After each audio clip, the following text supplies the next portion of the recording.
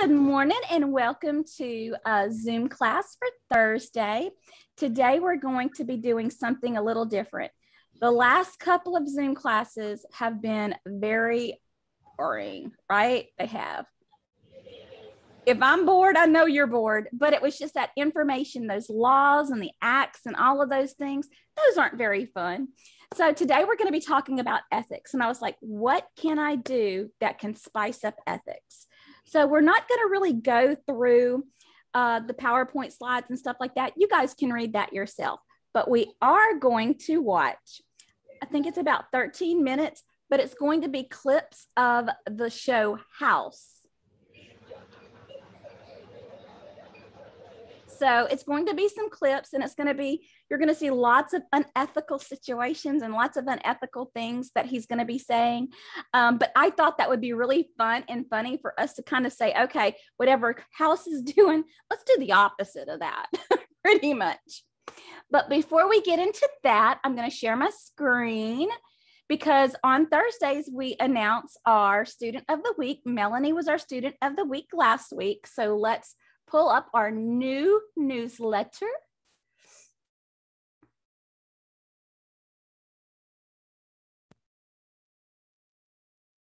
So this week, Sonia Dean is our student of the week.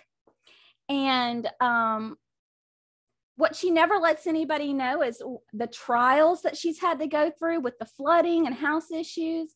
But y'all, she never, ever seems down. She's always got a smile on her face and a song in her heart, and she's always sweet and respectful, and she gets her work done. So I just want to say, Sonia, you're my choice for student of the week this week, and I just really appreciate you.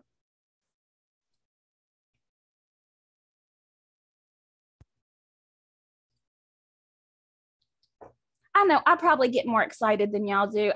I mean, I try to make every student of the week picture look different. And I'm scared to text y'all and say, hey, send me a picture that you like of yourself. So I'm always trying to find, I'm on Facebook, just trying to find a picture and a picture that y'all may like of yourselves. I mean, that's really difficult. But congratulations, Sonia. And of course, she had to know something was going on because I was like, are you coming to Zoom this morning? She was like, well, it's going to be noisy. I'm like, just mute yourself. I got a little surprise because I want you guys to see. Okay, let's try to form a sentence, right? Sentences are good. I have so many of you guys that are amazing and are rocking it out. And believe me, I see you. And I'm going to get to you, I promise, because it's a lot of you. But I find myself going from, because, you know, we have two classes. So one week I'll do OMBC 3, and the next week I choose somebody from OMBC 2, because in my heart, I just don't feel like it's fair. I have to go back and forth. Anyway, so without further ado, we're going to go ahead and switch over to our Google slideshow, but it's different. I promise. It's not going to be the same wah wah that we've been dealing with. It's going to be a lot more fun. So if you don't have a sheet of paper, grab something to write on so that we can write our list on how many ways House is not great.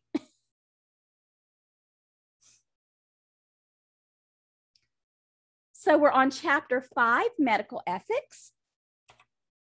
So we're just going to talk a little bit about the definitions of medical ethics because, you know, you have your personal ethics and you have your professional ethics. Personal ethics are guidelines for behavior based on a person's moral and our personal values. So, but then what are professional ethics? They're standards of conduct set by professional organizations. This is something that is learned while studying for the profession or while you're on the job.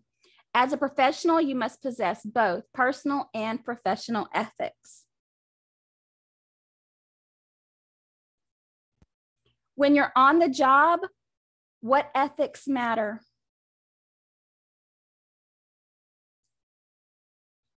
You're professional, right?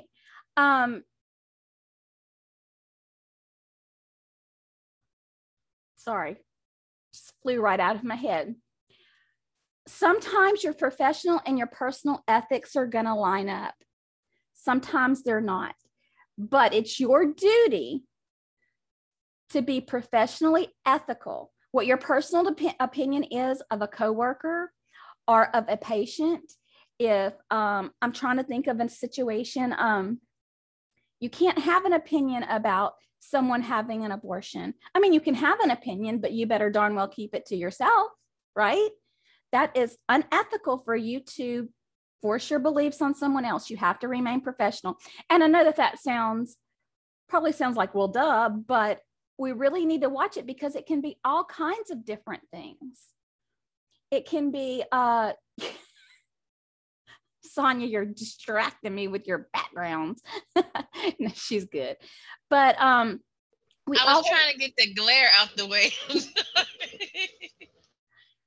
I want us to always be aware. Sometimes we may have patients with not great dental hygiene, right?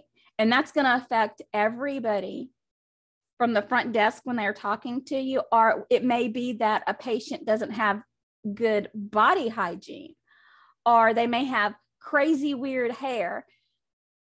If you are responding to that in a negative way, that can be considered unethical and unprofessional. So just kind of think about that, because you just don't know what kind of situations you're going to be caught up in. I have been caught up even when I working in a facility where I didn't see people face to face. I had a situation with a lady that I was helping with her billing situation. And ladies, let me just tell you, she came to the facility. I met her up front to say hello. She wanted to say thank you. I said, you're welcome. And then she told me some stories. I remained professional and ethical and excused myself. And I know that that's no frame of reference, but believe me, it was scarring. I did not need to know the things about her husband she told me. He had some swelling in areas that men especially, shouldn't have swelling. So, I mean, I was like, ma'am, I don't think I need to note this. But I was very nice about it. But anyway, okay, so we're going to go back to our slideshow. I'm extremely excited to get to this. I think you guys are going to enjoy it. So let's talk about ethics versus laws.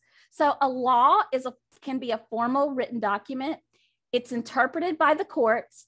It's established by legislatures. It's applicable to everyone.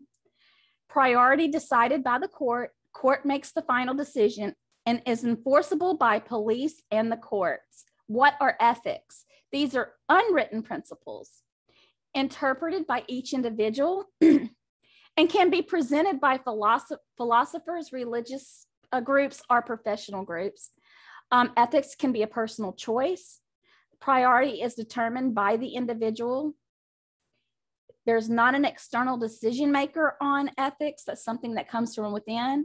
And there's only limited enforcement on personal and professional ethics.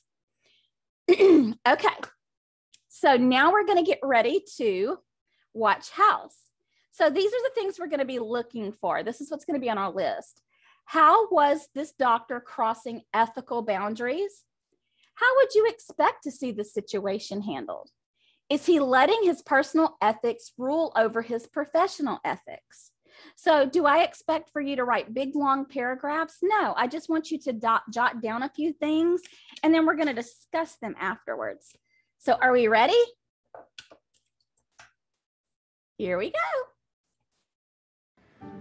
I was playing golf and my cleats got stuck. I mean, it hurt a little, but I kept playing. The next morning, I could barely stand up. Well, you're smiling, so I take it that means this isn't serious. What's that? What are you doing? Painkillers. Oh, for your leg.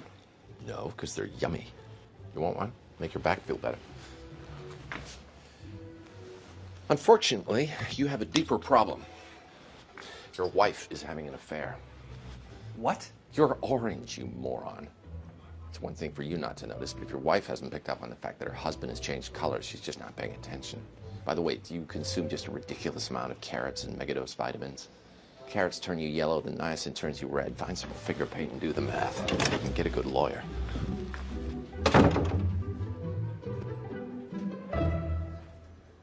breath. It's cold. Has he been using his inhaler? Not in the past few days. He's only 10. I worry about children taking such strong medicine so frequently. What happened to your leg? Your doctor probably was concerned about the strength of the medicine, too. She probably weighed that danger against the danger of not breathing. Oxygen is so important during those prepubescent years, don't you think? Okay, I'm going to assume that nobody's ever told you what asthma is, or if they have, you had other things on your mind. A stimulant triggers cells in your child's airways to release substances that inflame the air passages and cause them to contract. Mucus production increases, cell lining starts to shed. But the steroids stop the inflammation. More often this happens. What? The more often this happens, what? Forget it. If you don't trust steroids, you shouldn't trust doctors. No formula, just mommy's healthy, natural breast milk. Yummy. Her whole face just got swollen like this overnight. Mm-hmm. No fever. Glands normal. Missing her vaccination dates. We're not vaccinating. Gribbit. Gribbit. Think they don't work? I think some multinational pharmaceutical company wants me to think they work. Pad their bottom line. Mm. May I? Sure. Gribbit. Gribbit. Gribbit. Yeah, all natural, no dyes is a good business. All natural children's toys. Toy companies, they don't arbitrarily mark up their frogs. They don't lie about how much they spend on research and development. The worst that a toy company could be accused of is making a really boring frog. Gribbit, gribbit, gribbit. You know another really good business? Teeny tiny baby coffins. You can get them in frog green, fire engine red. Really.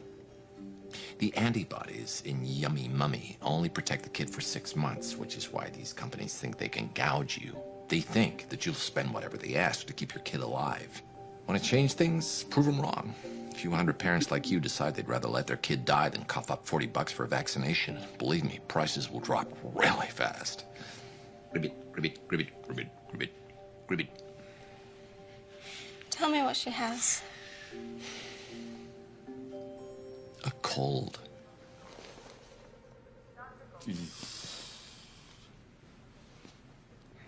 It's infected with a really big hole, like you stuck a nail in it to relieve the pressure. I wouldn't do that. Although the wound is irregular. It's not cylindrical, shaped like a triangle, so not a nail.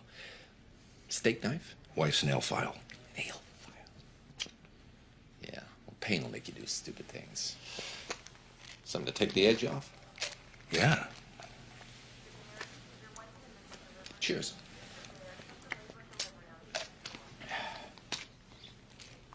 So, you got family here in Princeton? No. Here on work? No. Why are you... Does your penis hurt? No. What? Should it? No. Just thought I'd toss you a really inappropriate question. Your lawyer's gonna love it. Why would I want to sue you? I want you to treat me. You're from Maplewood, New Jersey, right? Yeah.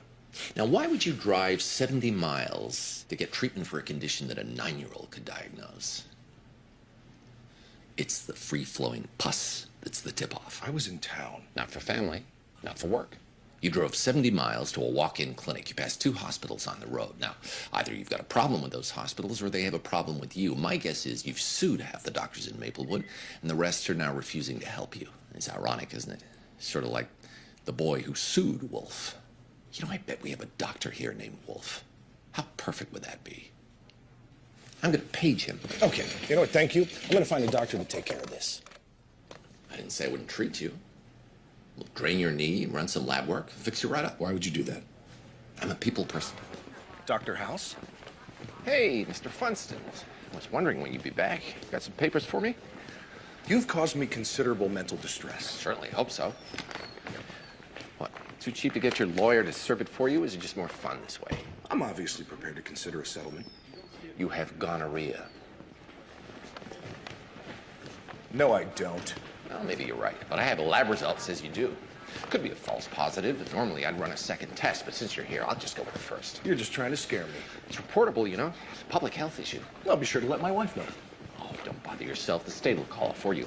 Look, if you're clean, I'm sure it'll all blow over. No big deal. There's an easy way to find out. Get one of your doctors to run a test. These are mine now. I'll see you in court. It was yellow. It was? It's not anymore. Oh, that's a shame. I thought that might be a problem, so I brought you this.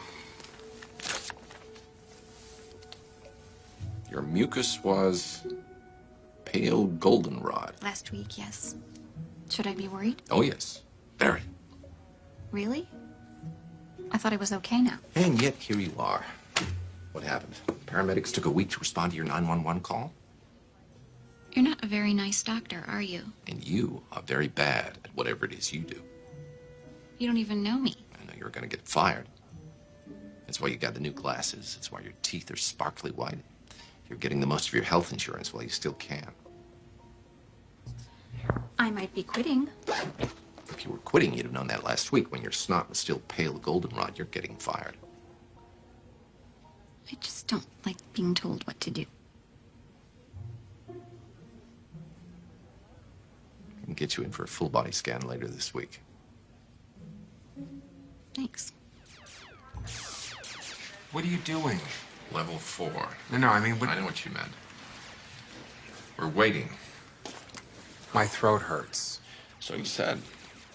How long are we waiting? 2 minutes less than when you asked me 2 minutes ago. Hi. Hi, I'm Dr. Cuddy. Nice to meet you. Dr. Cuddy, thanks for the consult. His throat seems to have some condition.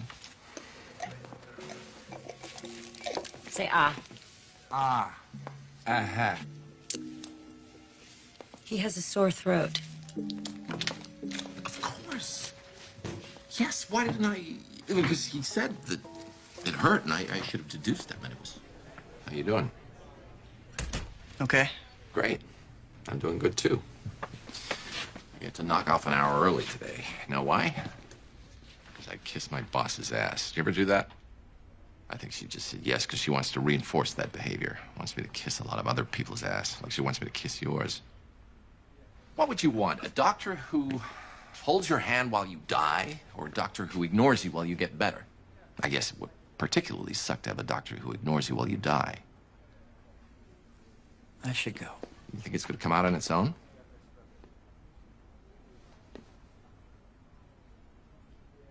Are we talking bigger than a bread basket? Because actually, it will come out on its own. Which for small stuff is no problem. It's wrapped up in a nice soft package and plop. Big stuff. You're going to rip something. Which, speaking medically, is when the fun stops. How did you... You've been here half an hour. You haven't sat down. That tells me its location. You haven't told me what it is. That tells me it's humiliating. You have a little birdie carved under your arm. It tells me you have a high tolerance for humiliation. So I figure it's not hemorrhoids.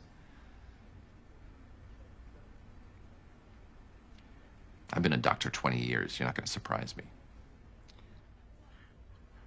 It's an MP3 player.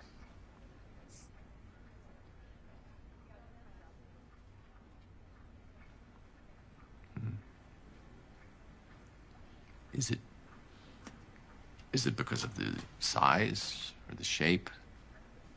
Or is it the pounding bass line? What are we gonna do? I'm gonna wait. For what? Lately, I've been feeling sick a lot. Maybe I'm overtraining. I'm doing the marathon, like 10 miles a day, but I can't seem to lose any weight. Lift up your arms. You have a parasite. Like a tapeworm or something? Lie back and lift up your sweater. You can put your arms down. Can you do anything about it? Only for about a month or so. After that, it becomes illegal to remove, except in a couple of states. Illegal? But don't worry. Many women learn to embrace this parasite. They name it, dress it up in tiny clothes, arrange playdates with other parasites. Playdates? It has your eyes. That's impossible. Well, I assume you weren't getting your period. Maybe that should have given you an inkling. But I'm on this birth control implant. Yeah, I know. I saw the scar on your arm. And my doctor said I might not get any periods at all if it was working. Mm-hmm. Interestingly enough, you also don't get any periods if it isn't working, which is why you were supposed to get regular pregnancy tests. I'm going to send a nurse in here to schedule your prenatal care. You're doing about 5 months, so start planning the shower. Doctor, please. Me and my husband wanted to have a kid soon. But, oh God. Like, 4 months ago, we had this really big fight. He moved out. I did something stupid. One night stand? Ex-boyfriend.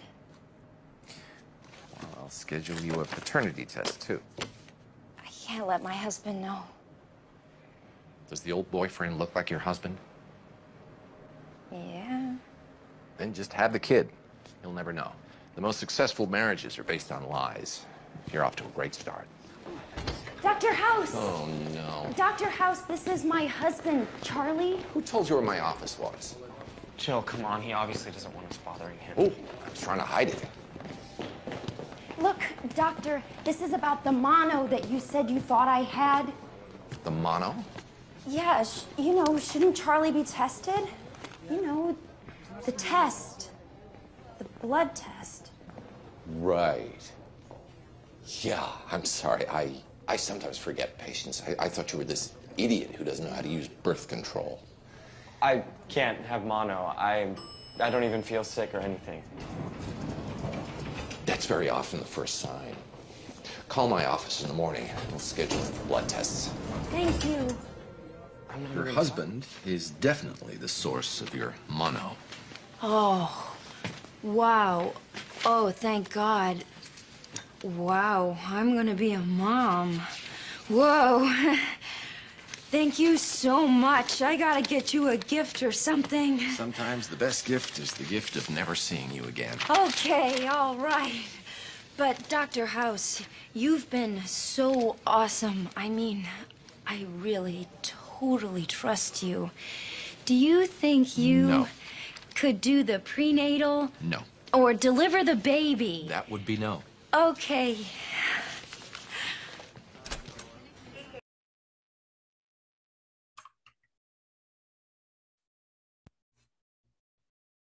Okay, did you take lots of notes?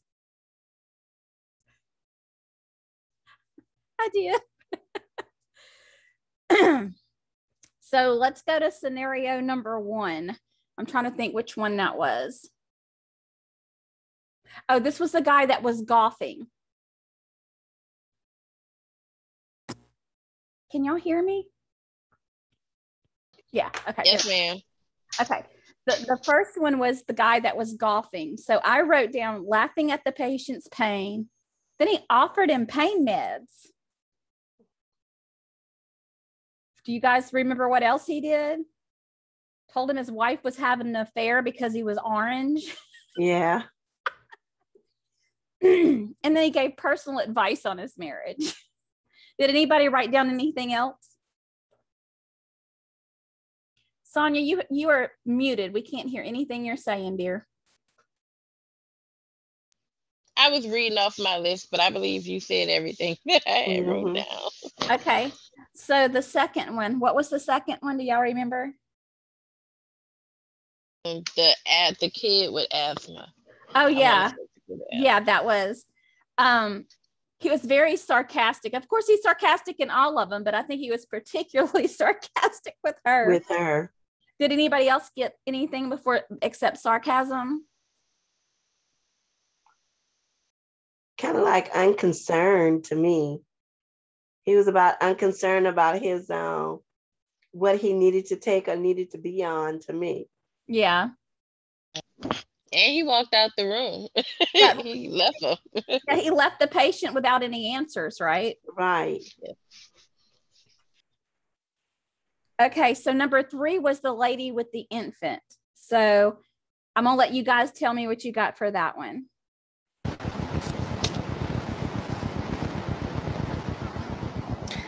It's the language he uses when he said yummy to mommy's breast milk and yummy mommy.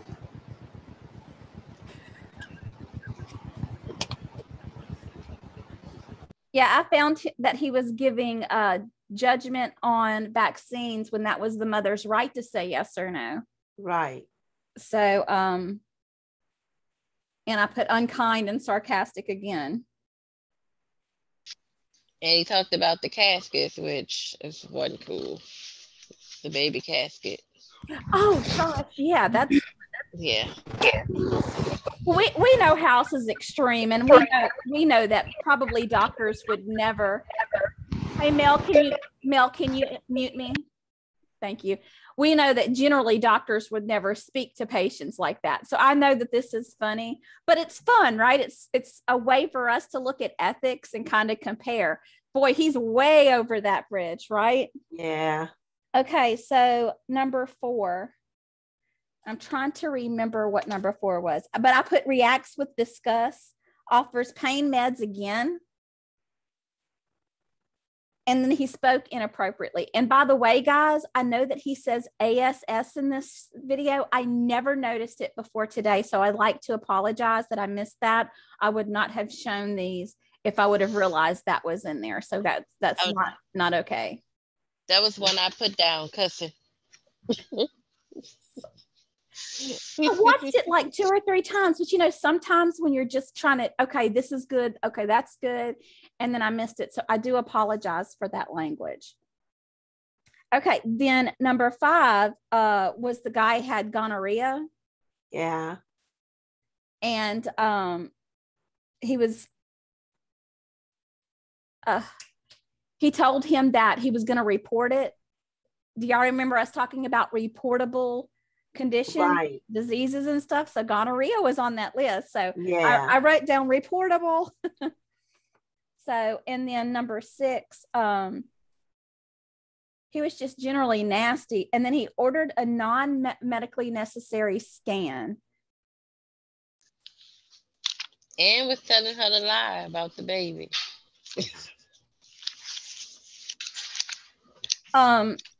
This was the lady that was going to get fired from her job. So again, we could have made pages and pages and pages.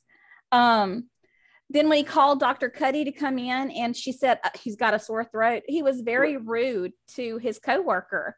Right. So actually, she his boss too, but for the show. And then he didn't even look at that man's throat. So he just called her to come in. And then the last one I have is 10, where the lady has been training for a marathon and she was pregnant. Well, he called the baby a parasite. Yeah. I thought he was talking about a worm until he showed the ultrasound. And I think he also did testing under false attentions to the husband. Right. Well, he gave relationship advice, and then he was going to order a non-medically necessary test that was not above board, completely unethical. Nothing to do with mono, right? You just can't do that. So yay for House and giving us a good laugh today. Yeah. Again, I'm sorry that I missed those couple of ASS words. I'll be more careful next time. Yes, I know comparatively speaking, that's nothing, but y'all know that I would never, I'm just very particular. So everybody out there in OMBC class land that watches this later, I am very sorry for the words. It won't happen again. Okay, so we're going to get back to Okay, before I move on, I am going to show one more small video. It's on the Hippocratic Oath. It will be the only Grey's Anatomy you will ever see in my class, although I used to have students beg me to let them watch Grey's Anatomy and code it. And I don't watch it. I just think it's a soap opera. If you love it, I love that you love it. I think Dr. McDreamy is McDreamy, okay? But this really isn't going to have anything to do with it's on the Hippocratic Oath, and I just found it moving. Although we do not take the Hippocratic Oath, it is a very, very moving oath. So I just want you guys to pay close attention to it. But let's get through our other slides before we get to thought.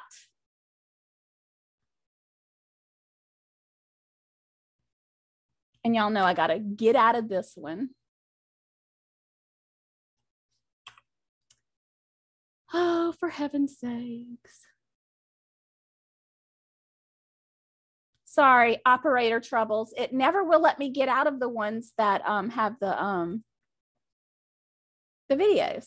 Okay, so the next thing we're going to talk about are 7 common examples of unethical behavior in the workplace. Misusing the company time. So if you're clocked in and you decide to run an errand and you don't clock out, that's misusing the company time. If you're talking on the phone with your friend and you're on the clock, you're misusing your company time, and that is unethical. Abusive behavior. You should not exhibit abusive behavior, and you should not take abusive behavior. You need to make sure that you go to your managers. There's always a chain of command. If it's your manager, there's somebody above your manager. Violating internet policies. If you're on your cell phone and you're hooked to the Wi-Fi at your facility and you're looking at your Facebook, that's violating internet policies. Probably not so much if you're on your lunch break, but if you're sitting at your desk and you're getting on Facebook on the company computer, again, that's violating internet policies. Gossip.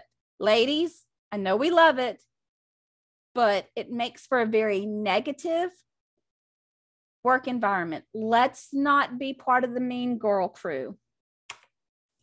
Seeing unethical behavior and doing nothing about it. I would tread lightly with this, but you do have to be aware. Payment fraud. If you are taking money from patients, make sure that you're above board. Taking credit for the work of others. You need to always give credit where credit is due. So here's the Hippocratic Oath. We're going to talk about the history of the Hippocratic Oath. The first appearance of the Hippocratic Oath was actually 400 BCE. It was rediscovered by Germany medieval scholars in the 1500s. In the 1700s, it was translated to English and imported into Western medicine. In 1948, it was adopted by the World Medical Association. And then in 1964, the oath was written by Louis Lasagna. I love that name, Louis Lasagna, which has been adopted by many medical schools. Okay, so this is our clip I was telling you about, and I find it beautiful. Just remember why you came here. You said it the day you graduated from med school. You took the physician's oath. Remember it. Tape it to your locker, to your bathroom mirror.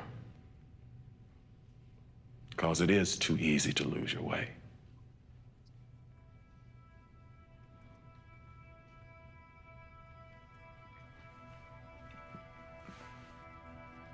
I solemnly pledge to consecrate my life to the service of humanity. I will give to my teachers the respect and gratitude that is their due. I will practice my profession with conscience and dignity.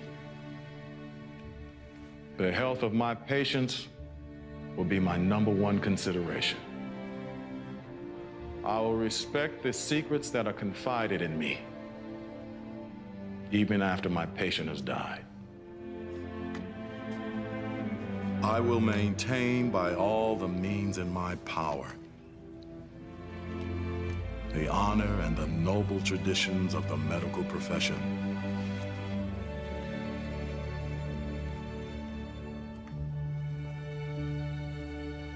My colleagues will be my sisters and brothers.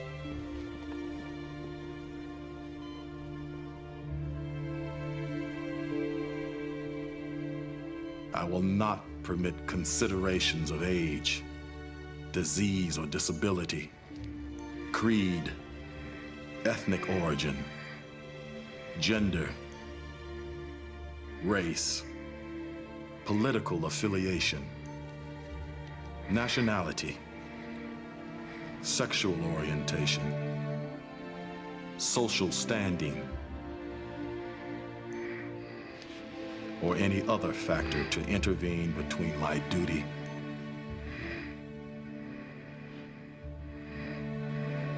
and my patient.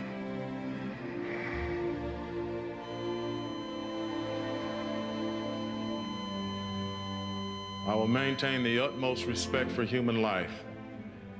I will not use my medical knowledge to violate human rights and civil liberties, even under threat. I make these promises solemnly, freely, and upon my honor.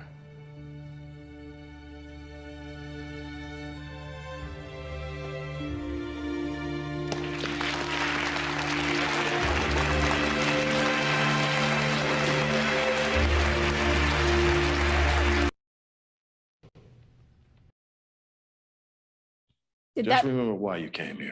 Hang on. It turned on. You said it the day you graduated. There we go. Did that make anybody else emotional? One of the things that, well, I found lots of things that were helpful, but one of the things that I wanted to point out, and I want to try not to get emotional, you're going to be part of the medical community. No job too small, no job too large. It's an honor, it's a privilege, and you should be very, very proud. See, I get all verklempt, but it doesn't disclude medical secretaries, insurance authorization clerks. It doesn't exclude those jobs. You guys, they can't do what they do unless we do what we do, right? So you always need to, I don't care if anybody else recognizes it, you need to recognize it within yourself. They can't do their job without you doing your job. If you don't make the appointment, he doesn't have a patient in the room. If you don't bill it, or if you don't code it, have someone bill it, and then somebody, sending it to the third-party payer, he doesn't get paid. So I just want you to remember that. Just because we're not checking their blood pressure and we're not giving them shots, we are just as important. And it is an honor to be a part of your medical facility. So when you get your jobs, I want you to remember that. I don't know if y'all just heard my poor son coughing up a lung in there. He's not feeling well. So I do apologize if you heard that. So we're almost done. So let me get back and see if I can't get through this slide, if it'll let me move on. There we go. So here's your assignment for today. Research the code of ethics expected of medical billing and coding specialists. Submit a general overview of these ethics. This must be in full sentences and at least 100 words. Believe it or not, we do have a code of ethics. It's not as outlined as a medical assistant is, or the Hippocratic Oath for doctors or nurses, but this is what I just want you to do. I want you just to research that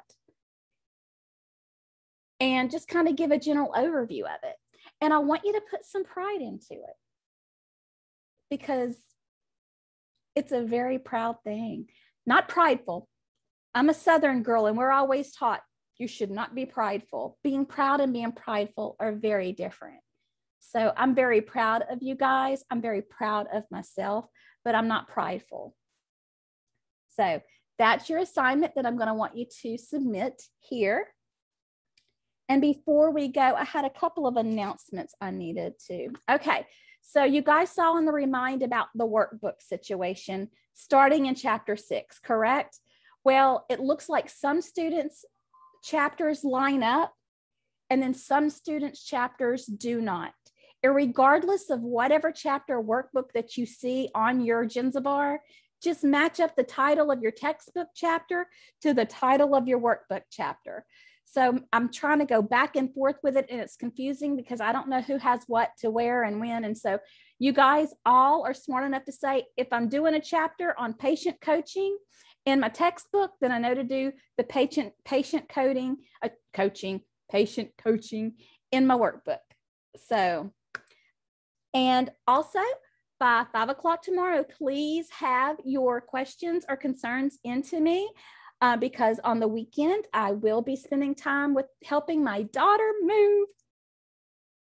So anyway, that's my little dance. Does anybody have any questions or anything they would like to add? Did y'all enjoy Zoom class? Yeah.